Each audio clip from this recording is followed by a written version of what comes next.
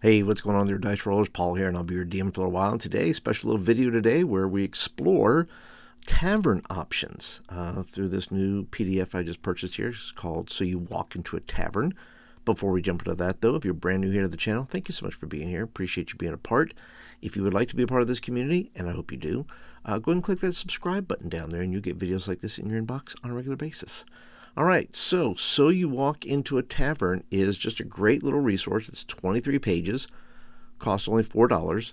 And I thought, well, this might be worthwhile sharing with all of you because I think it expands our idea of a tavern. I think we all have an image of a tavern or an inn or what that may be, and I think resources like this help us as DMs, especially myself, when I'm thinking about how to design something, how I want to, what do I want my players to experience in a tavern, and this is really helping me expand my ideas on that and maybe throw a few more little wrinkles into the tavern experience.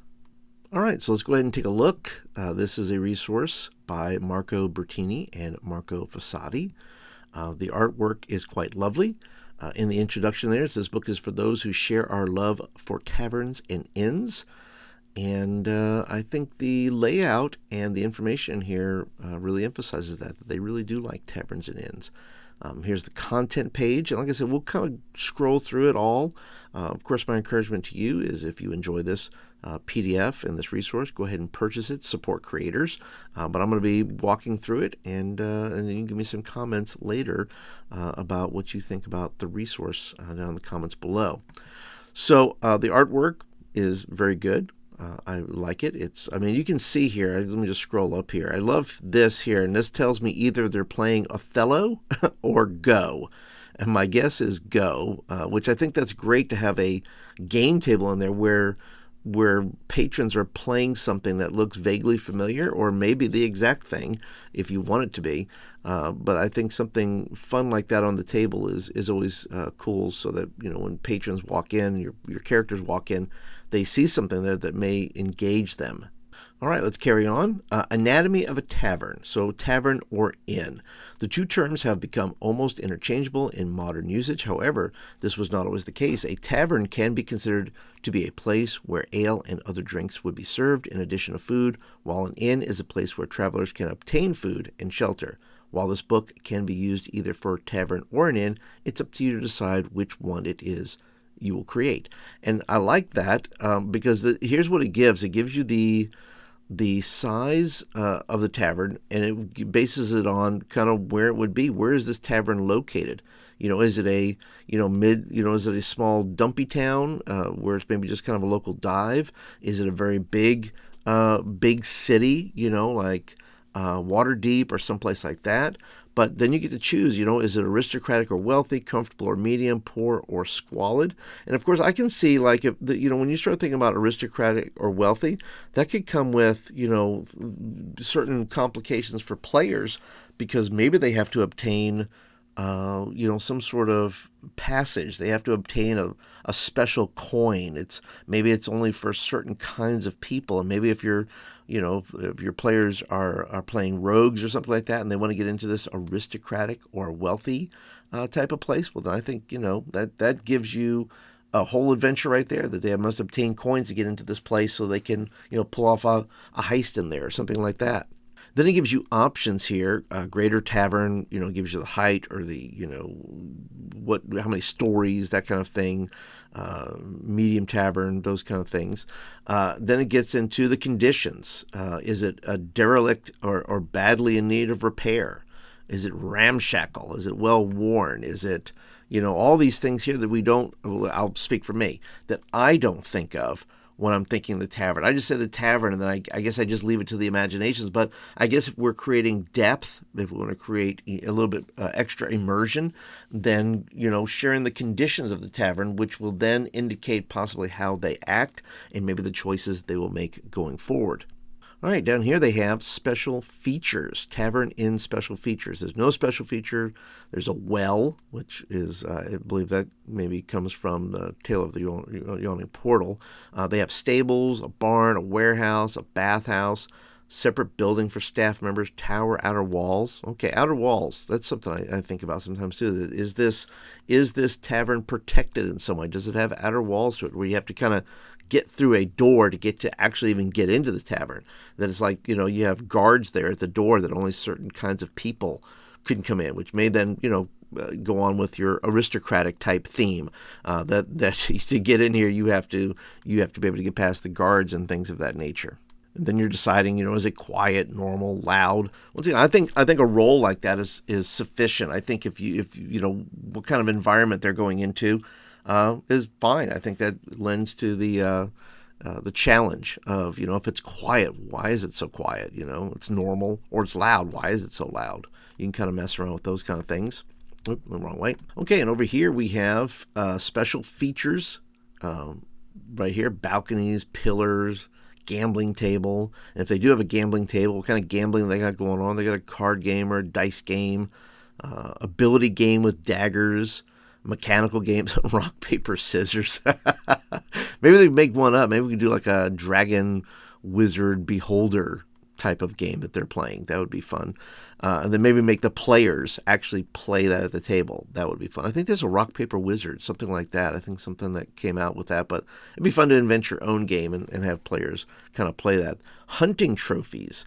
I like that a lot because it kind of tells you maybe what kind of hunters are in there. Maybe this works well out in the almost like a hunting lodge type of place out in the woods. You could place, a tavern out there, which acts as a place where hunters can just go, like a hunter's lodge that is also maybe a tavern or an inn or something of that nature, and the types of things that people are hunting for there. And then if you want to get really creative, well, you have monster trophies. What kind of monster trophies are in there? Why are there monster trophies? Are there monsters still there? Are there monsters nearby? That creates an entirely different conversation, and your players maybe like either feeling like, oh, we're in danger, or we're gonna go hunt some of these things down, or maybe the relatives of said monster are still in the area and they're looking for revenge. You have speakers. You have a shrine. I like that idea. A little shrine inside there. What kind of shrine is this? Is it a small altar? Is it a book of prayers open for reading set on the table? Maybe it's, if you're talking about a hunter's lodge, maybe it's a book of hunter's prayers. That'd be interesting. Let's go down here. Then we have war trophies. Heraldic symbols. Nobles' houses, things of that nature. Who is this tavern affiliated with? Who owns it, or who, you go into certain, bars and taverns and things of that nature, and you see teams up there, right? You see team names, if it's the New York Giants. You can tell kind of the loyalties of the bar based on what's on the walls, which would give your players special hints. I also thought this would be fun too. I grew up in going to an American Legion post when I was a kid. My dad was a bartender, and I thought maybe you want to have something like a VFW or an American Legion where there's just ex-warriors. There's just warriors go in there, current or former. It's a place to catch up on war, stories, wars that may be brewing, to find mercenaries, things of that nature. But I thought that would be kind of cool. I'd also recommend the movie. If you've never seen the movie VFW, it is a classic to me, just like a cult classic where it's, these guys that are VFW ex-war vets and things of that nature, and then something goes down. It's kind of post-apocalyptic, and they got to defend the bar. They got to defend the VFW, and I thought that was kind of cool. And that may be for a good adventure plot, is kind of defend the bar, defend the tavern from some sort of outside source there.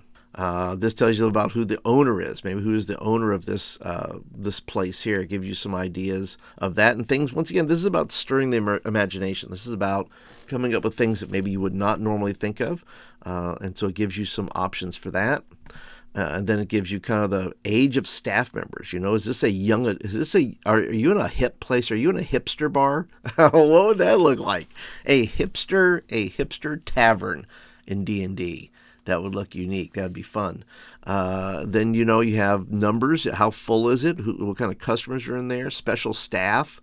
Looks like, some fun to choose that. Also, look at this. This is evocative. I love that. Kind of cool looking art is that. Then you have events that are happening, that are going on. And animals, is a brawl going on? Is there a decree issued? Is there some sort of mishap? What kind of mishap would that be? Well, I think they have some list of mishaps there. Here we go. There we are. Yeah. So someone whistles at the characters. Someone starts making small talk with the characters. Someone instantly tries to sell something to the characters. There's some decree topics. Somebody goes in there and makes a decree.